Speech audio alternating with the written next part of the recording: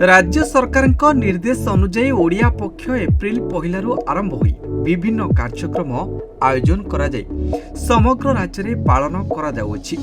एहा एप्रिल 14 तारीख पर्यंत चलिबो।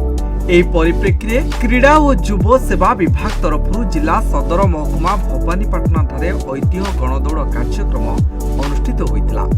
एहा मां माणिकेश्वरी मंदिर शुभारंभ करा जाई घोड़ाघाट छक दे मां माणिकेश्वरी मंदिर पर्यंत अनुष्ठित होइतिला।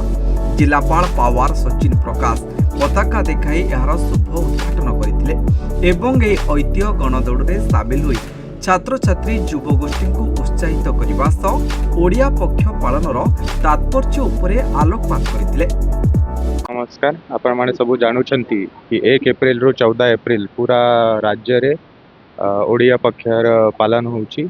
से अनुसार रे आज ऐतिह्य गणदौड़ आमरा भवानीपाटना टाउन रे आयोजन करा हेची। एटा स्टार्ट हबो मां माणिकेश्वरी जो टेम्पल अछि एटा जो फ्रंट गेट अछि सेटू आरंभ हबो और टाउन रे गोटे वॉकेथन बलिया करा जिवो। एटी मोर देन 250 पार्टिसिपेंट्स पार्टिसिपेट करिसंती। मु आशा करूची कि एटा भलरे सरी जिवो। Thank you. जय मां माणिकेश्वरी, मैं निरुपमा साहू कहूचे कलाहांडी जिल्लारू। आउ जेनता कि आम जाचा ओडिशा सरकार कहिचन ऐतिह्य पक्ष मनैबार लगी 1 रु 15 तारीख से आज एप्रिल 4 रे समस्त महाविद्यालय विद्यालय जितकी भी स्टूडेंट्स मन के डाकी करी गोटे रैली टाइप करागला। गोटे गण दौड़ जेनटा कि मां माणिकेश्वरी मंदिर स्टार्ट करके घोड़ाघाट छक तक करागला। Thank you. ना रमेश चंद्र पाही, मो जिला क्रीड़ा अधिकारी कलाहांडी रे मु कार्यरत करुछि।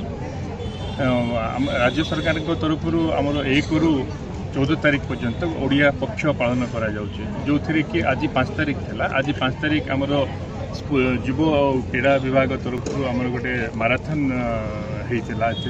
एथिरे मेन मोटिव थिला जे आमर गोटे ऐतिह्य जगारू 2 किलोमीटर भितर रेडियस आम माराथन गोटे करूँ। एथिरे यार मेन लक्ष्य रोचे आमर जो ऐतिह्य अच्छी ताहा आमर जिला तथा ओडिशा तथा भारत विश्व रे आर केमती आउरी आगु को जीव ना हबो एही आम माराथन आम कर। कलाहांडी जिला प्रतिनिधि जगन्नाथ नायकों रिपोर्ट न्यूज 95 ओडिया।